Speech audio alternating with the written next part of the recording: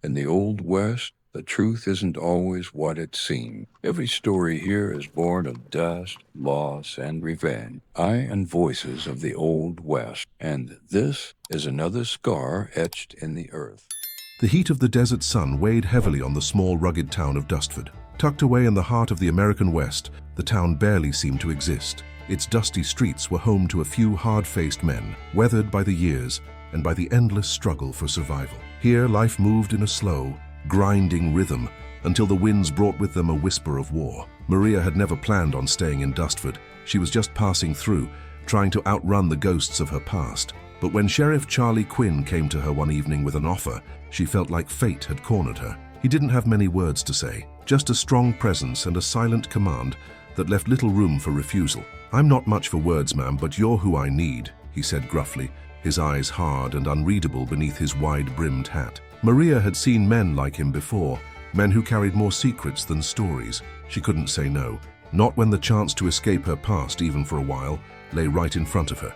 And so she agreed to join the small military camp outside of town, not as a soldier, but as something more simple, a cook. The camp, nestled at the edge of the desolate plains, was filled with weary soldiers, many of whom had come to fight a war that felt endless. They were locked in a brutal, unrelenting struggle with the local tribe, the Thunder Walkers. Maria, a quiet woman with a haunted past, believed she could escape the violence, content in the role of merely feeding the soldiers.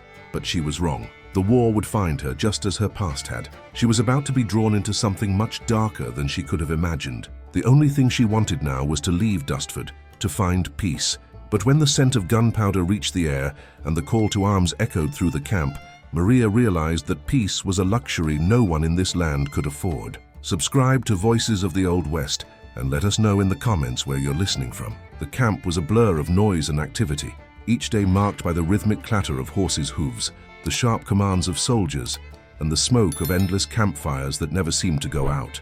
Maria settled into her role with ease, stirring the pot, washing dishes, and ensuring the soldiers had enough to eat. It was quiet work, familiar work, and for a time it was enough. The soldiers, hungry from their travels and battle, appreciated her cooking. She kept to herself, offering no more than polite smiles and small nods. But even in the brief moments of peace, there was something in the air, a palpable tension that she couldn't shake. The men in the camp weren't the same. They were hardened by battle and loss, and their eyes were filled with a darkness that even Maria, with her own history, found unsettling. Among them was Billy Razor Johnson. He wasn't like the others.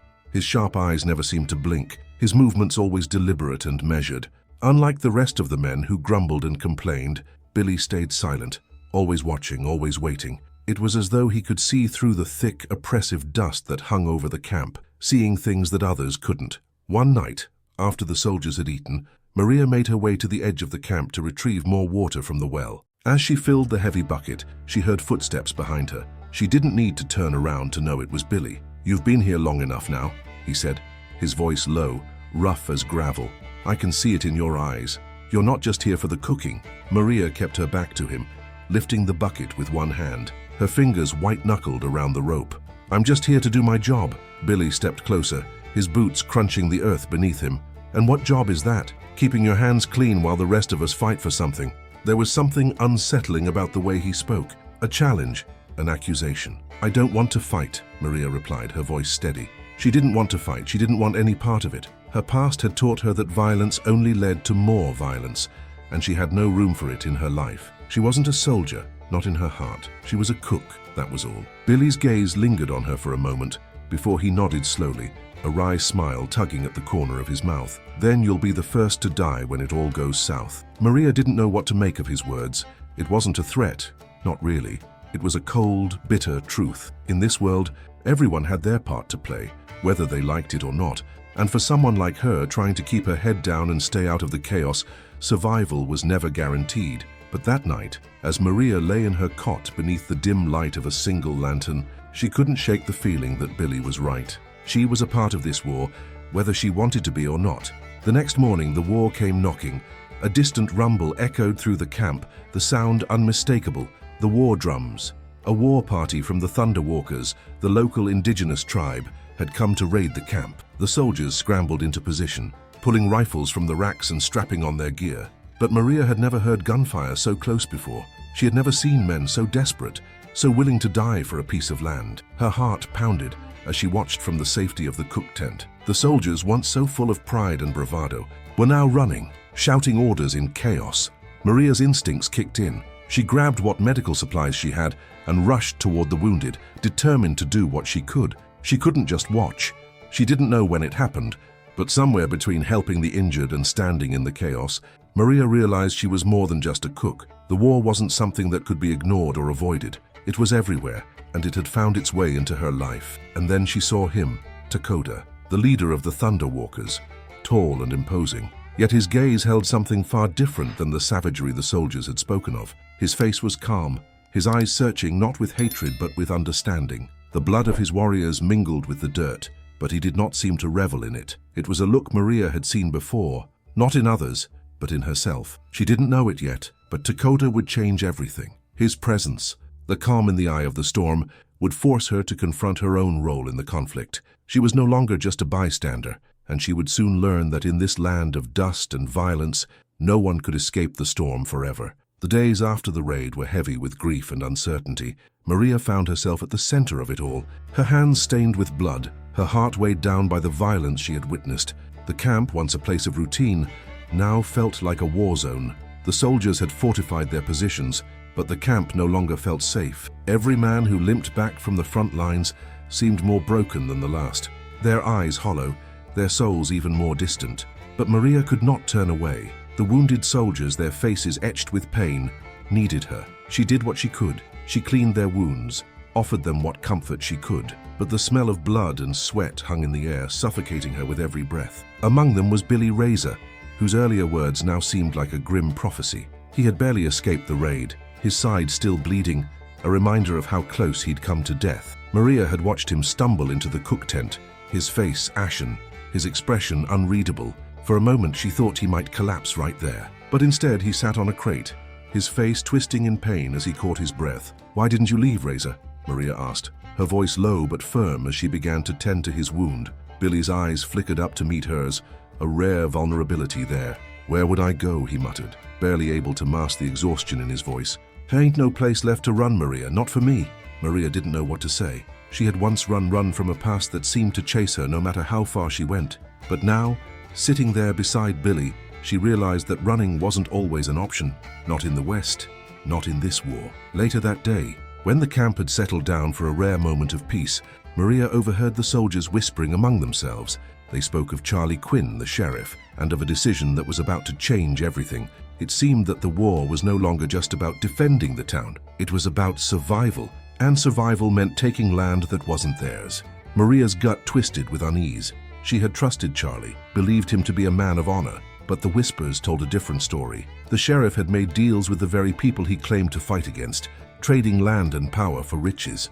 The war, she realized, wasn't just about defending the town, it was about a land grab, one that would cost innocent lives. She wasn't sure what to make of it. She had seen betrayal before, felt the sting of a broken promise, but this felt different. This was bigger.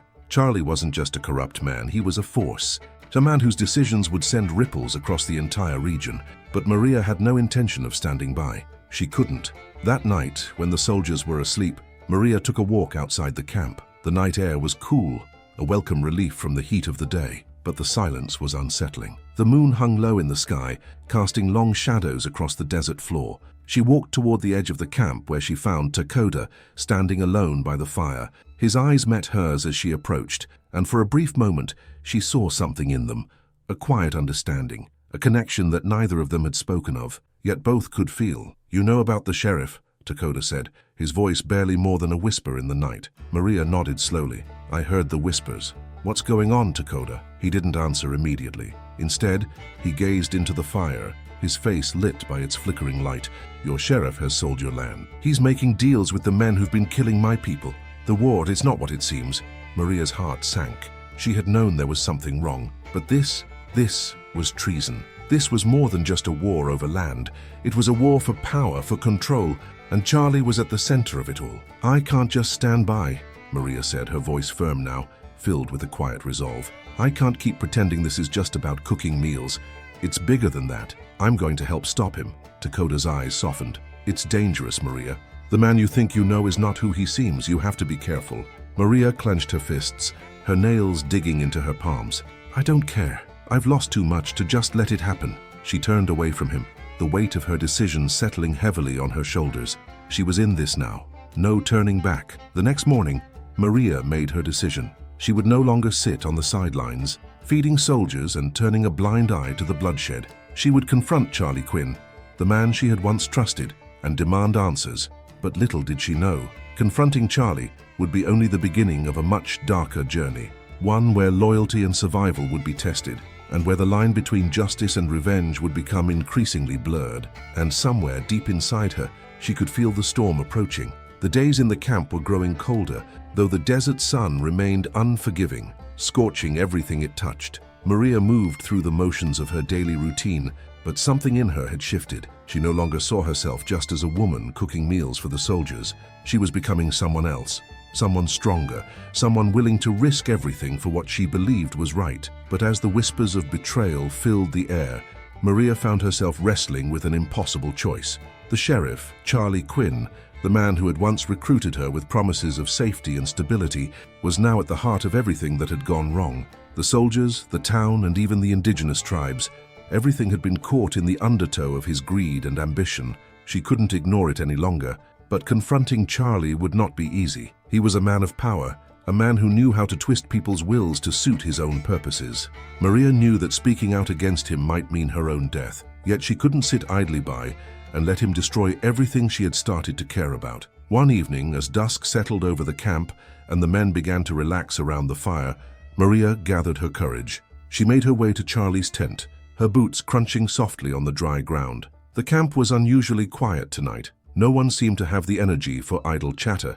It was a calm before the storm, a storm Maria feared she might be the one to provoke. When she reached Charlie's tent, she hesitated for a moment, her hand hovering just above the flap. Her heart was pounding in her chest, but she pushed through the fear. This was it. She was done running. With a deep breath, she pulled the flap aside and entered. Charlie was sitting at a makeshift desk, a pile of maps spread out before him.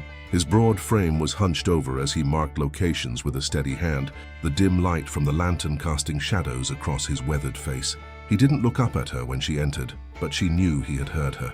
"Maria," he said, his voice low, his tone unreadable. "What's troubling you?" Maria's words caught in her throat for a moment, but she forced them out.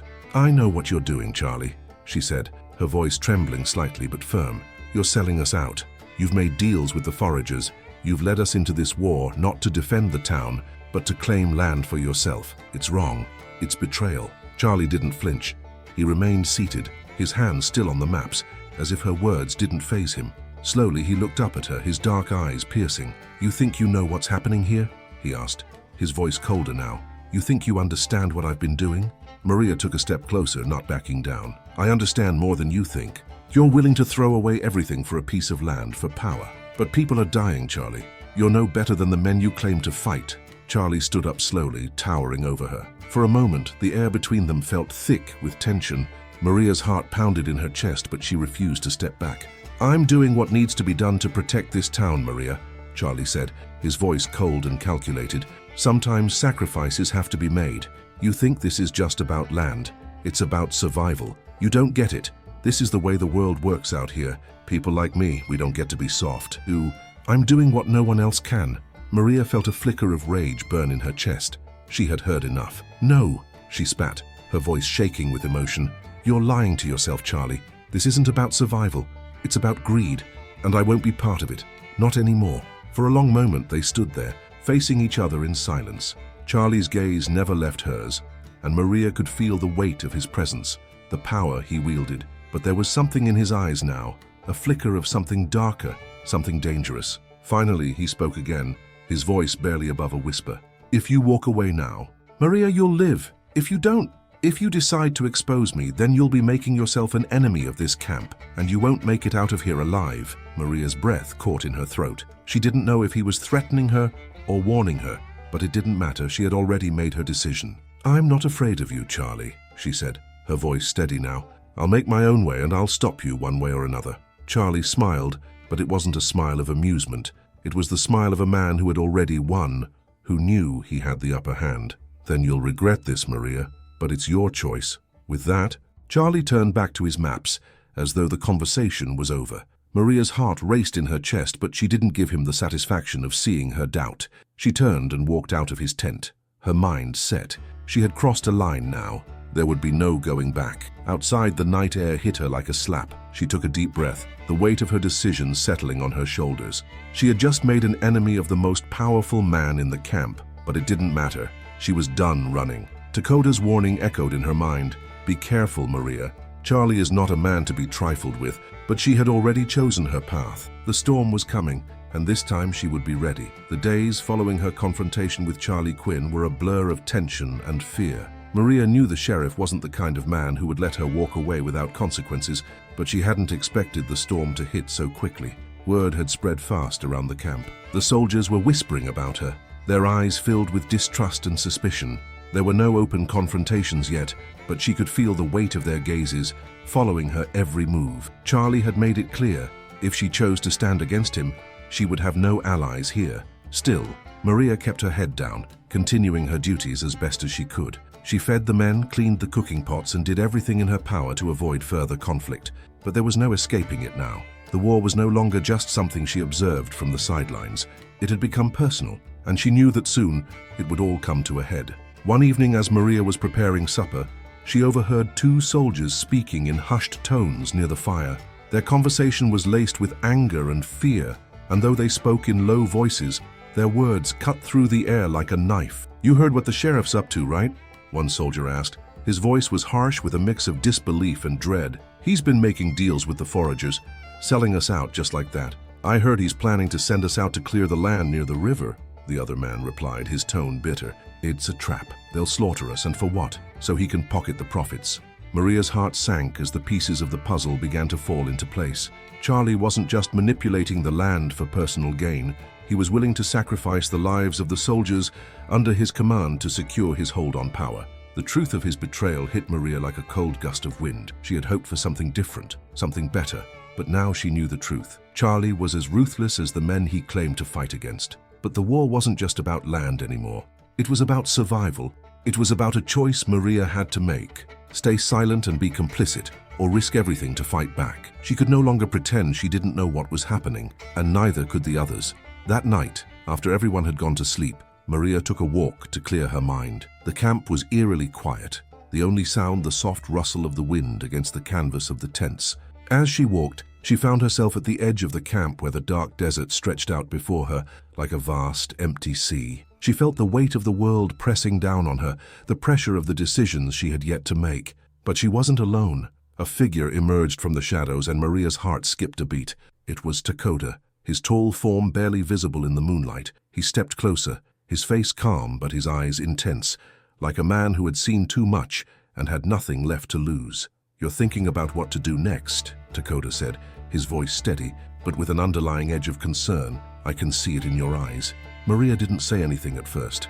Instead, she looked out into the darkness, her thoughts swirling. "I have to stop him," she said finally. Her voice was low, almost a whisper, but it held a certainty she hadn't felt before. "Charlie Quinn has to be stopped." Dakota nodded, his face shadowed by the night. "You know it won't be easy.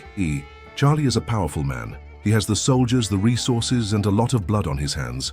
Maria turned to face him, her eyes fierce. "I don't care about his power.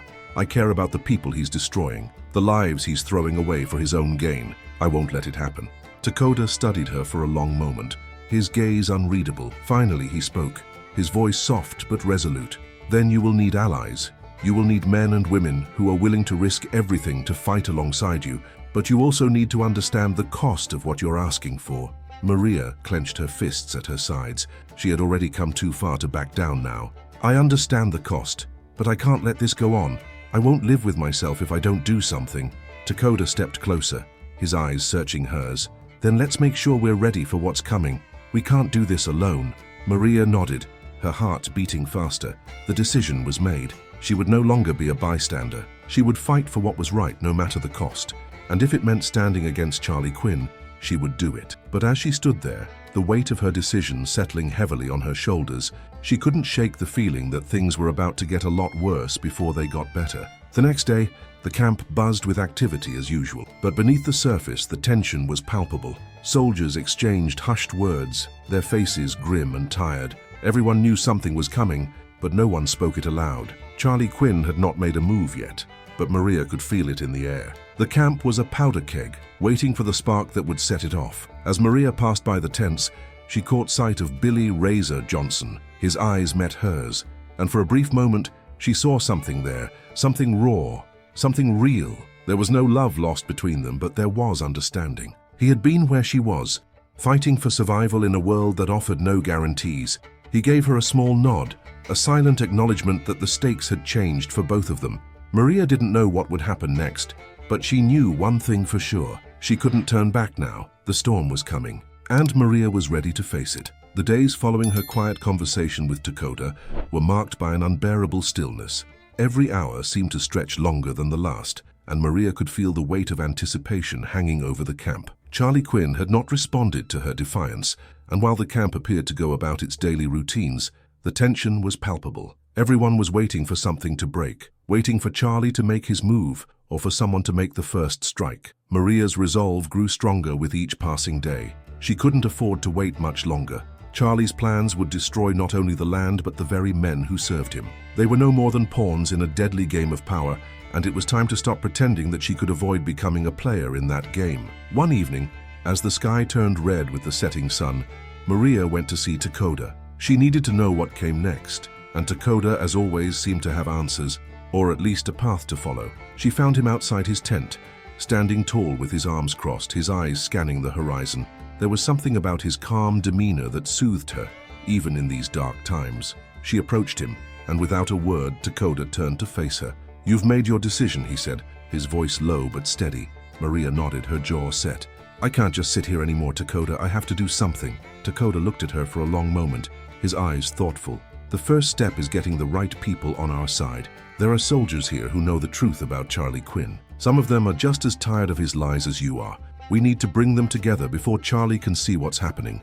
Maria clenched her fists, the weight of the task ahead of her pressing down like a heavy stone. "But if we do this, there's no going back. Charlie will have no choice but to destroy us." Dakota's expression softened. "Then we'll give him no choice but to fight for his life. You're right, there's no turning back. But if we don't stop him now, there will be nothing left to save, not for anyone." Maria looked out across the camp, her eyes scanning the soldiers going about their routines. She had grown accustomed to their faces, the way their eyes grew dull with each passing day, the way the war had slowly drained them of their humanity. She couldn't let them continue down this path. She couldn't let them keep following a man who had betrayed them.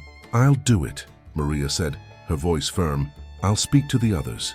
I'll bring them together. But we have to move quickly. If Charlie gets wind of this, it'll be too late." Dakota's face remained impassive, but there was a flicker of something in his eyes, perhaps respect, perhaps something deeper. He gave a slight nod. "We'll move fast, but we can't do it alone. It's not just about numbers. It's about who can be trusted." Maria knew what he meant. Not every soldier would be willing to stand against Charlie. Many of them would still be loyal, whether out of fear or blind allegiance. The hardest part wouldn't be gathering the ones who were ready to fight. It would be convincing those who were still loyal to Charlie to turn against him. That night, Maria gathered a small group of soldiers she trusted. There weren't many, but that was enough. They met in a quiet corner of the camp, far from the prying eyes of Charlie's men. The flickering firelight cast shadows on their faces as they huddled together, each man and woman weighed down by the same burden. "We all know what Charlie's doing," Maria began, her voice low but strong. "He's been selling us out, the land, the war. It's all just a game to him. We're nothing more than pawns in his plans." The group remained silent for a long moment, their eyes flickering nervously to one another. Maria could see the hesitation in their faces, the fear of betraying their commander, even if they knew in their hearts that he was wrong. One of the men, a soldier named Jack, spoke up. "What do you expect us to do, Maria? Charlie's got half the camp under his thumb. If we turn on him, we'll never make it out of here alive." Maria took a deep breath, her gaze steady. "We fight. We take back control of this camp before he can do any more damage. If we don't, we'll be fighting this war for him, not for the people we're supposed to protect. Do you want to live with that?" Another soldier, a young man named Tom, nodded slowly. "What's the plan?" Maria exchanged a look with Dakota. "We make sure Charlie never sees us coming. We split the camp into smaller groups, rally those who are ready to fight, and strike before he can organize his defenses. It won't be easy, but it's the only way. There were murmurs of agreement, and while the soldiers were still uncertain, Maria could feel a shift in the air. The quiet rebellion had begun. They weren't just soldiers anymore. They were allies bound together by a shared belief in what was right. As the meeting broke up and the soldiers dispersed, Maria felt a small sense of hope. They had taken the first step, and the rest would follow. But as she made her way back to her tent, she couldn't shake the feeling that Charlie knew more than he let on. The sheriff had always been one step ahead of everyone, and she had a sinking feeling he was already preparing for the storm that was coming. The next morning, the camp was quieter than usual. The soldiers moved with purpose, but there was an air of unease hanging over everything. Maria could sense that something was off, but she pushed the feeling aside. There was no time for hesitation now. The time to act was rapidly approaching. But as she moved toward the campfire, where Dakota had arranged to meet the group again, Maria heard a voice behind her. "Maria!" She froze. It was Charlie.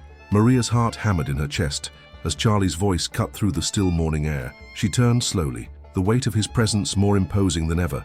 The sheriff stood just a few feet away, his broad form blocking the sunlight, casting a long shadow across the dirt at her feet. "Maria," he said again, his tone deceptively calm, though she could hear the edge in it. "We need to talk." She met his gaze steady despite the rising fear inside her. "What's there to talk about, Charlie?"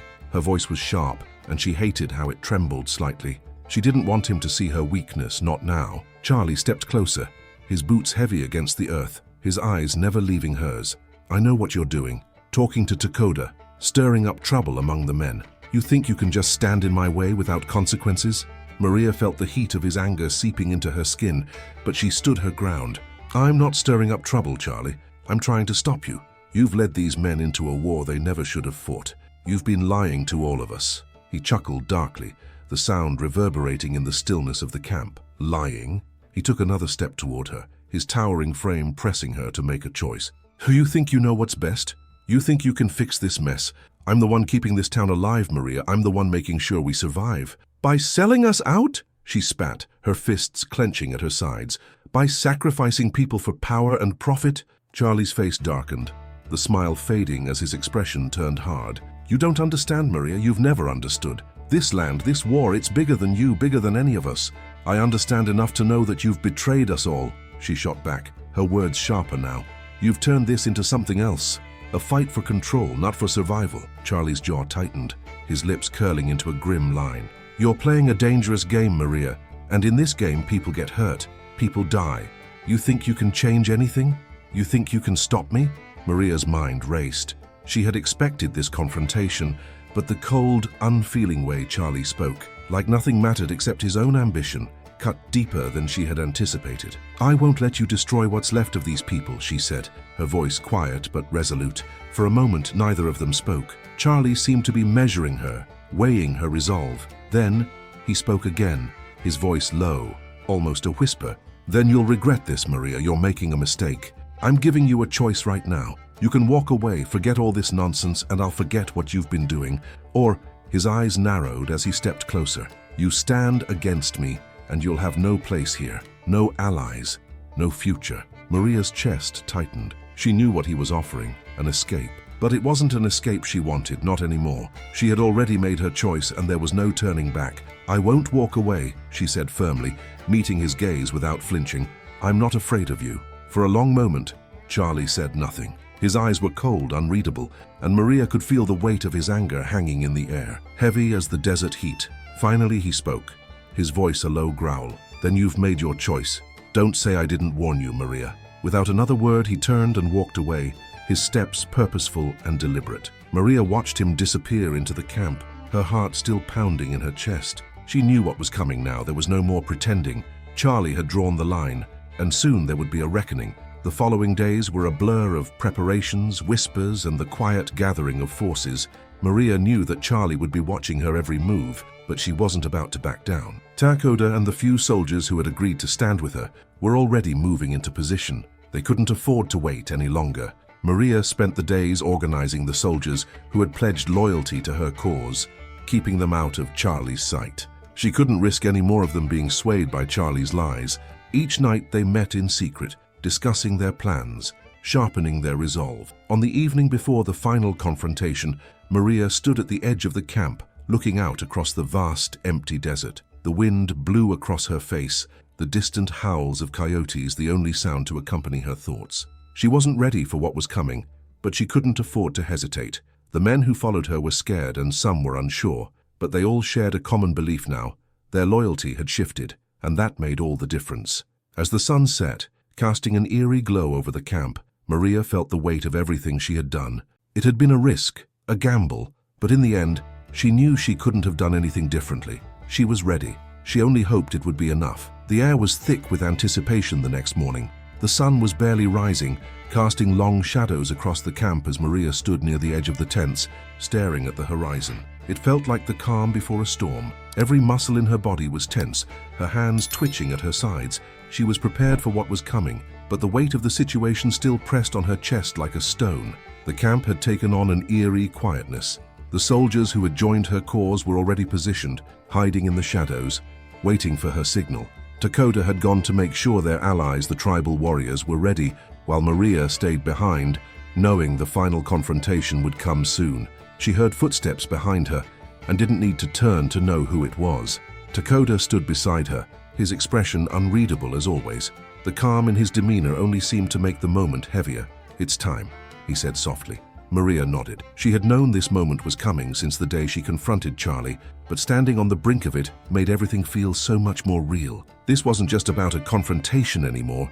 It was about taking a stand, about reclaiming what was hers, and saving the lives of those who were still under Charlie's grip. "Everything's in place?" she asked, her voice steady despite the knot in her stomach. Dakota's gaze swept over the camp, his eyes narrowing slightly. "They're ready, we just have to make sure Charlie doesn't see it coming." "His men are on high alert." Maria bit her lip, glancing toward Charlie's tent. She knew Charlie had no reason to expect a rebellion. He thought he had won. He thought he had everyone where he wanted them, but he had underestimated her, and that was something she was determined to exploit. "I just hope we can do this without bloodshed," she murmured, though she knew it was a naive wish. No matter how carefully they planned, Charlie wasn't the type of man to go down without a fight. Dakota turned to her, his eyes dark with unspoken understanding. "War doesn't give us the luxury of mercy. You know that." Maria nodded, the truth of his words settling deep in her chest. Mercy was a luxury they didn't have anymore, not in a world like this. She had already lost too much to let Charlie's corruption continue. The sound of horses' hooves approaching broke the stillness, and Maria's breath caught. The first group of soldiers, Charlie's men, had begun to patrol the perimeter. This was it.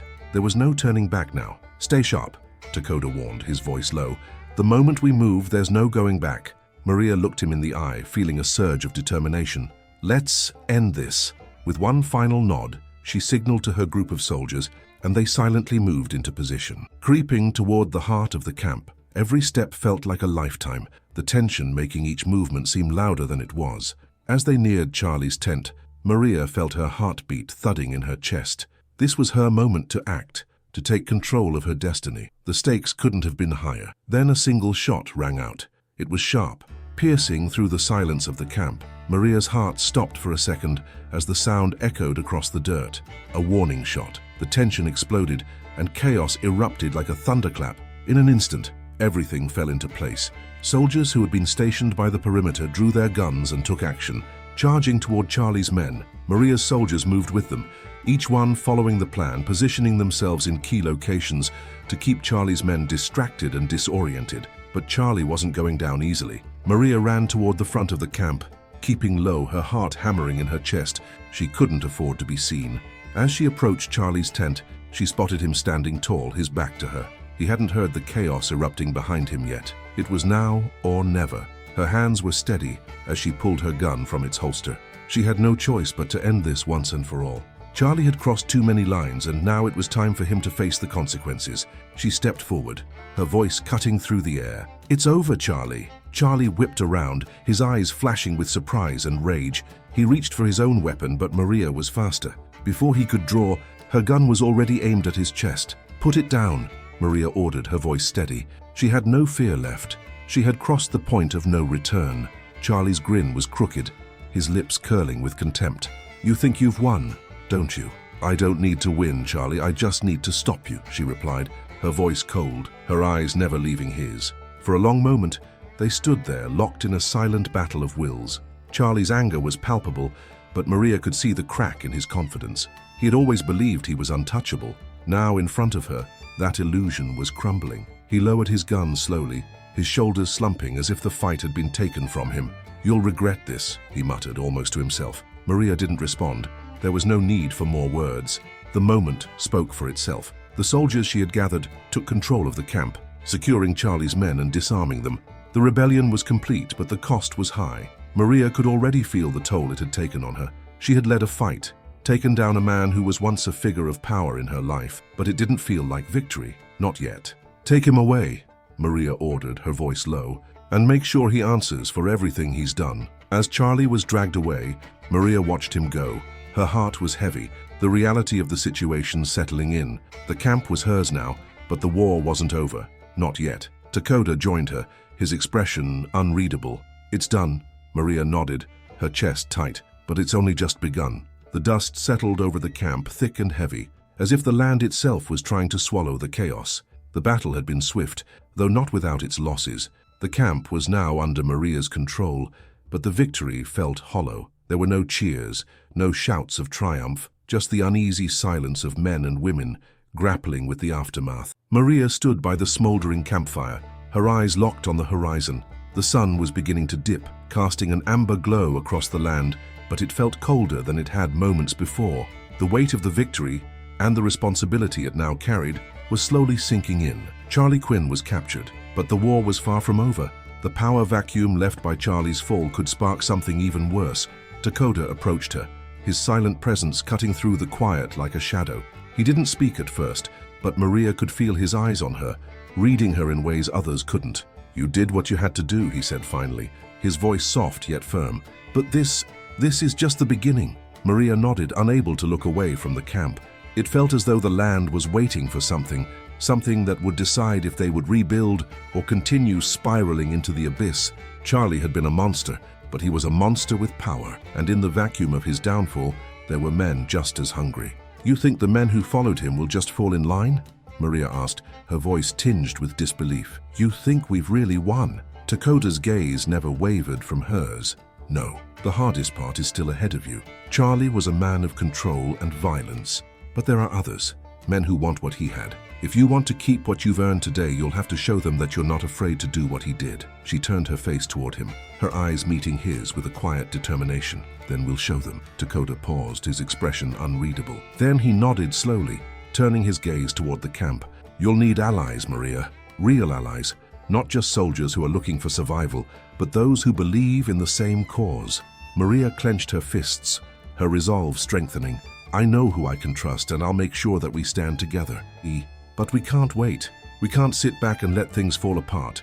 If we do, we'll be no different than Charlie." Her words hung in the air between them, and for the first time, Maria felt the weight of leadership settle over her. There was no one left to hide behind. She had been given a chance to lead, and whether or not she succeeded depended on the choices she made now. Over the next few days, Maria worked tirelessly to secure her position. Charlie's soldiers were disarmed, placed under guard, and interrogated. Some were loyal to Charlie out of fear, others because they had nothing else to fight for. But Maria knew that loyalty could be earned. It wasn't about breaking them, it was about showing them that they could fight for something better. Billy Razor Johnson was one of the first to come to her. He had been wounded during the skirmish, but his injury wasn't fatal. Maria found him in a tent, tending to his own wound with a grim determination. "You came to me for a reason," she said, stepping into the dimly lit space. Billy looked up at her, his face hard, eyes calculating. "You're different than I thought," he said bluntly. Charlie always played the game. He knew how to get what he wanted. "But you're something else. You've got the heart for it, Maria, but can you finish it?" Maria crossed her arms, staring him down. "I didn't want any of this. I didn't want to fight, but I won't let a man like Charlie destroy everything. If you want to keep fighting for survival, you'll fight with me." Billy chuckled darkly, his lips twitching into a half smile. "Survival's a funny thing, the strong survive. You got what it takes, we'll see." He gave a slight nod, then turned his attention back to the bandage on his arm. "I'll do what I can, but don't expect me to follow just because you say the word. Earn it." Maria didn't reply right away. Instead, she watched him, weighing his words carefully. "I'll earn it, if it's the last thing I do." Billy didn't look at her, but the corners of his lips lifted in an almost imperceptible grin. "Then I'll be watching, Maria. I always do." With that, he turned back to his wound, dismissing her without another word. Maria walked out of the tent, her mind racing. Billy was a man of few words, but his respect could be a valuable asset. If she could win him over, she might just be able to unite the fractured forces of the camp. Later that evening, as Maria sat around a campfire with the few soldiers she had managed to rally, Takoda approached her again. The firelight danced across his features, casting deep shadows over his face. "You've started to build something here," he said, his voice low, "but the hardest battles are ahead. You may have defeated Charlie, but his men, those who remain, will come for you. They'll test you." Maria met his gaze. "I'm ready. We can't let this moment slip away. If we don't strike now, they'll find a way to take everything back, and I won't let that happen." Takoda nodded slowly, his eyes filled with something that Maria couldn't quite place. Respect, maybe, or the quiet recognition of someone who had seen far too much of war and understood the burden of leadership. "It's not just the men you have to worry about," he said softly. "The land itself will test you. It's unforgiving." Maria's heart tightened. She knew what he meant. This land had already taken so much from her, and it wasn't done yet, but there was no turning back now. "We'll survive," she said. Her voice steady, one way or another. The night had settled into an uneasy stillness, the quiet hum of the desert outside the camp, echoing like the calm before a storm. Maria sat outside her tent, her back against a weathered wooden post, staring into the fire. The warmth from the flames should have been comforting, but it only seemed to emphasize the coldness that had begun to seep into her bones. She had fought for this moment. She had taken the camp from Charlie, but it wasn't the victory she had imagined. The price of the rebellion was far higher than she had anticipated, and with each passing hour, the burden of leadership pressed down on her shoulders more heavily. Takoda had been right. The hardest part was still ahead. The men who had fought beside Charlie weren't simply going to accept her as their new leader. Power was not easily surrendered in the West, and Maria had learned that she couldn't simply assume they would follow her because she had taken down Charlie. There were still those loyal to the old sheriff, and there were men out there on both sides who were hungry for control. The winds shifted, and Maria felt the weight of the moment. She was at a crossroads now, and everything hinged on the choices she made in the next few days. "You're still up," Billy's voice broke the silence, and Maria turned to find him leaning against a nearby post, his silhouette bathed in the flickering light of the fire. "I can't sleep," she replied, her voice hoarse, though she hadn't expected him to hear the uncertainty in it. "Too much on my mind." Billy walked closer, his boots crunching on the dry earth. He hadn't changed much in the past few days. His eyes were still hard, but there was something different about him now. He wasn't just a soldier anymore. He was something more, an ally, for better or worse. "I figured," he said, giving her a small, almost imperceptible nod. "You've got the camp, but the hardest part's still coming." Maria met his eyes, but she didn't speak. She knew exactly what he meant. He was talking about the men who remained loyal to Charlie. They would test her, and some would challenge her authority. Billy sat beside her, the firelight casting sharp shadows over his scarred face. "You got them to follow you for now," he said, "but they're not going to stay put unless you give them something they want. And they want power. You think you can give them that?" Maria let out a long breath, her eyes still focused on the flames. "I don't want to lead this fight, Billy. I never did. But if I don't, then Charlie's vision of this camp will live on. I can't let that happen." Billy didn't respond right away. Instead, he watched the fire dance in silence, his fingers absent-mindedly tracing the edge of a chipped flask in his hand. "You've got the right fire in you," he said after a moment. "That's why they'll follow. They just need to see it. And the ones who don't, well, they'll either come around or you'll have to deal with them." Maria wasn't sure if it was encouragement or just the harsh truth that Billy was offering. She glanced at him, his face unreadable. The man had seen too much to offer false promises, but she could see in his eyes that he believed in her, at least enough to stand beside her. "I'll do what I have to," Maria said, her voice quiet but firm. "But I can't lead with fear.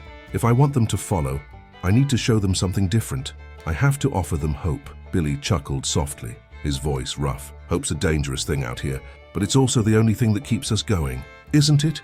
Maria gave a wry smile. "Maybe." The fire crackled between them, the flames flickering in the night as the conversation faded into a tense silence. Maria's thoughts turned inward, thinking about how to move forward. She had to make them believe in something. She had to show them that her leadership wasn't just about defeating Charlie. It was about building something new, something worth fighting for. The following morning, Maria called a meeting. It was time to make her move, to address the camp as the new leader. There was no more hiding behind the veil of rebellion. It was time to face the soldiers, face the men who had followed Charlie, and make it clear that the camp belonged to the people now, not to the greed and violence that had plagued them under the sheriff's rule. Maria stood in front of a gathered group, the men who had fought and bled for Charlie's cause, now looking at her with cautious eyes. The air was thick with uncertainty. Some still held on to the belief that Charlie would return to take control, that he was untouchable, even behind bars. She cleared her throat, drawing their attention. "This camp," she began, her voice steady, "was never meant to be a place for one man's ambition. It was meant to be a place for people. People who wanted to survive, who wanted to build something better. Under Charlie's rule, it became something else. It became a prison for everyone who didn't follow him blindly." The men shifted uneasily, but Maria pressed on, her voice rising in conviction. "I'm not here to replace one tyrant with another. I'm here to give us all a chance, to build something that lasts. But it won't happen if we keep fighting amongst ourselves." She paused, letting the weight of her words sink in. The tension in the air was palpable, but she could see that some were starting to listen. "The war with the Thunderwalkers is over, and there are men out there, just like us, fighting for the same thing. We don't need to keep killing each other for land or power. What we need now is unity." A few men grumbled, but others nodded, and Maria took a deep breath. "If you're with me, we'll build something better here. But if you're not, then you'll need to leave. No one is forcing anyone to stay." There was a long silence as the soldiers exchanged looks, some uncertain, others resigned. Billy stood in the back, arms crossed, his eyes scanning the room, but there was a faint glint of approval in his gaze. Finally, one of the men stepped forward, a burly figure with a thick beard, one of Charlie's former lieutenants.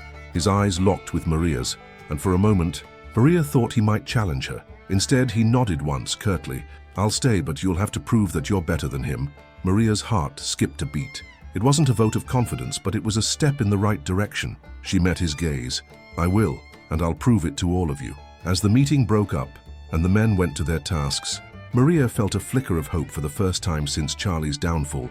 The hardest part was far from over, but she had taken the first step. She had shown them that she wasn't just another power-hungry leader. She was a leader who wanted to rebuild. And if she could keep them united, then maybe, just maybe, they would have a chance to survive and to thrive in a land that had taken so much from them already. The days that followed Maria's declaration were tense, each moment laced with the threat of rebellion and the possibility of a new order emerging from the ashes of Charlie's rule. The camp settled into an uneasy rhythm, with the soldiers working together but remaining on edge. The soldiers who had once followed Charlie still carried the weight of old loyalties, and it wasn't easy for Maria to win them over completely. But something had shifted in the air, something tangible. Charlie was gone, and though some men still feared his return, most were beginning to see the cracks in his empire. Maria had shown them that she was different. She had shown them that power didn't have to be seized through bloodshed and fear. It could be earned through trust and unity. Billy Razor Johnson was still a wild card. He had proven his loyalty by standing with her, but his cynicism was palpable. He didn't trust easily, and Maria had to wonder if he would ever truly accept her leadership. But for now, he had made it clear he would follow, at least for the time being. One evening, after the day's work had been done and the camp was settling into a muted calm, Maria made her way to the outskirts of the camp. She needed some space to think, to clear her mind. The pressure was building again. She could feel the weight of it, the weight of the men's expectations, the land's harshness, the constant battle for survival in this unforgiving world. The desert stretched out before her like an endless sea of dust and rock. Maria stood still, taking in the stark beauty of it, the vast emptiness that seemed to mock her hopes for a peaceful future. The world here was harsh, unforgiving, and that was something Maria couldn't forget. Even now, with Charlie gone, there were enemies beyond the camp, beyond the Thunderwalkers. Lurking in the shadows, there were always enemies in a world like this. "You're thinking too much again," a voice said from behind her, breaking the stillness of the moment. Maria turned to see Takoda approaching, his long strides bringing him to her side in a few steps. His presence was always calming, though Maria could never shake the feeling that he was carrying a burden of his own. They both understood the weight of survival, but Takoda had known the harshness of this land far longer than she had. "I'm trying to make sense of everything," she said quietly, looking out across the open desert again. "There's too much at stake, Takoda, and I'm not sure I'm ready for all of this."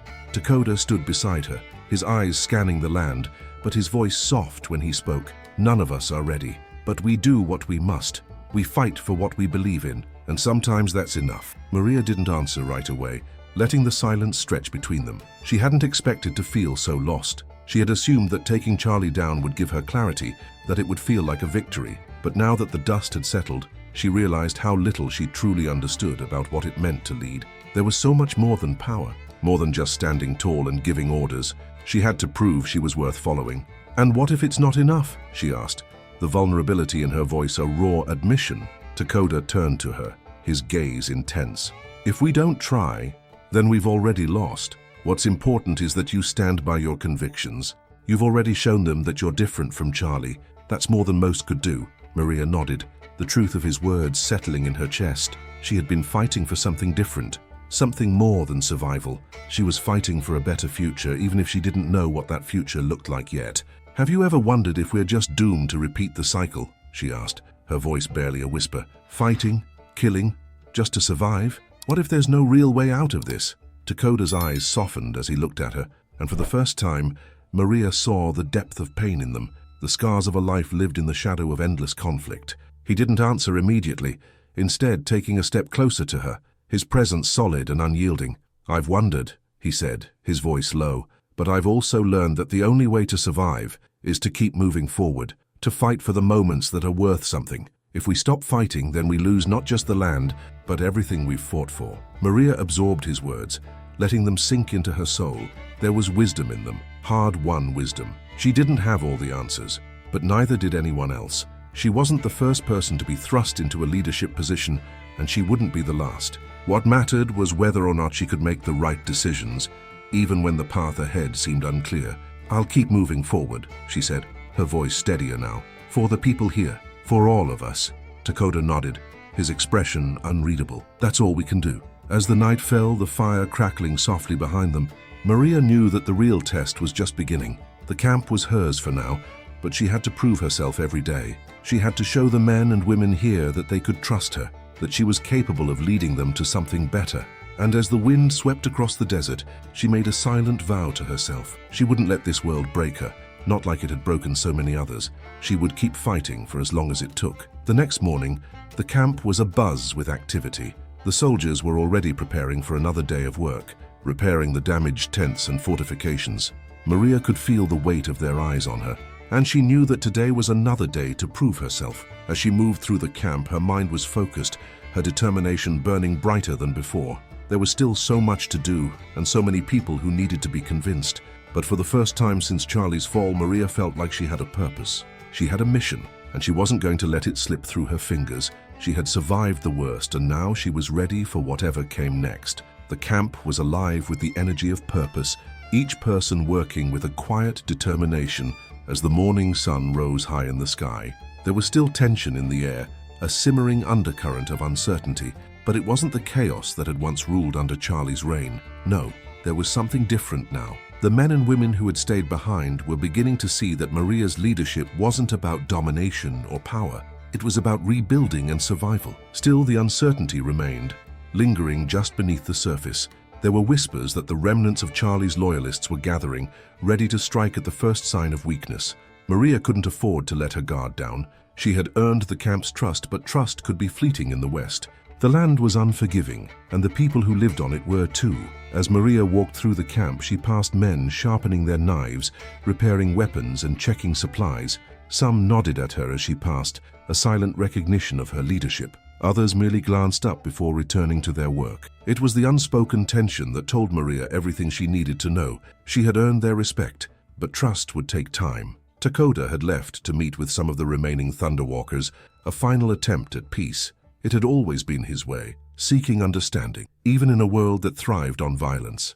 Maria wasn't sure where that path would lead, but she knew it was a necessary one. There was no future in fighting the same war forever. She stopped by Billy Razor Johnson's tent. It had become a routine to check in on him after each day's work, even if their conversations remained brief. Billy had become an unpredictable ally. He was tough, hardened by a lifetime of violence, but there was a part of him that seemed to respect Maria in a way he hadn't respected Charlie. "You ready for today?" she asked, leaning against the tent's frame. Billy was busy cleaning his rifle, his movements slow but deliberate. He looked up at her, his eyes sharp. "Ready for what?" "Ready to keep this camp from falling apart," she replied, crossing her arms. "The men are still uneasy. We need to give them a reason to believe in what we're doing here." Billy let out a low laugh, a sound devoid of humor. "You've got a lot of faith in people, Maria, I'll give you that. You really think you can turn this into something more than just a place to survive?" Maria didn't hesitate. I'm not trying to turn it into something else. I'm trying to make it a place worth living in. Billy set the rifle down, his eyes narrowing slightly as he studied her. You think people want peace? People who've been fighting all their lives? You'll have to show them something they can't ignore. Maria felt the weight of his words, but she didn't let them shake her. I'm not going to give them peace. I'm going to give them something they can hold on to, something they can fight for. Billy nodded slowly, as if mulling over her words. Guess we'll see if that's enough. Maria didn't reply. She didn't need to. She knew what she had to do, and this was just the beginning. The days that followed were a whirlwind of activity. Maria spent each hour working to solidify her position, rallying those who were still uncertain, and reassuring those who had doubts. The work was exhausting, but she couldn't afford to rest, not yet.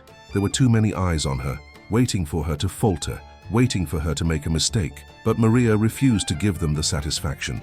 She had come too far to back down now. It wasn't until the third day after the camp had fallen into her hands that the first real test came. A small group of Charlie's former soldiers appeared on the outskirts of the camp, armed and with no intention of negotiating. They had come for one reason: to reclaim the power Charlie had held over the land. Maria had been expecting this. It wasn't going to be easy to maintain control. The men who had followed Charlie would not go quietly. Billy was by her side when the news came. Together they moved swiftly through the camp, organizing the soldiers who were loyal to her cause. It was a small group, but Maria had learned to trust them. They weren't warriors in the traditional sense, but they were tough and they were willing to fight for something they believed in. The standoff was quick. The soldiers who had come to challenge her authority were met with resistance before they even reached the camp's perimeter. Billy, with his sharp eyes and steady hand, picked off the first of the would-be attackers from a distance. The rest, intimidated by the show of force, hesitated. Maria stepped forward, raising her voice to be heard. "You want to fight for a dead man's dream, or you want to live?" she called out, her voice cutting through the tension. "Charlie's gone. This camp belongs to the people now. I won't have anyone else's blood spilled here." For a moment, there was only silence, the tension thick as dust. Then one of Charlie's former soldiers lowered his weapon. Slowly, the others followed suit, their expressions filled with reluctant understanding. They didn't want to die for Charlie. They just wanted to survive. Maria held their gaze, her eyes hard but not unkind. "If you stay, you fight for something new. If you leave, you walk away with your life. But I won't let this place become what it was before." The men hesitated for a moment longer, then began to disperse, walking away without a word.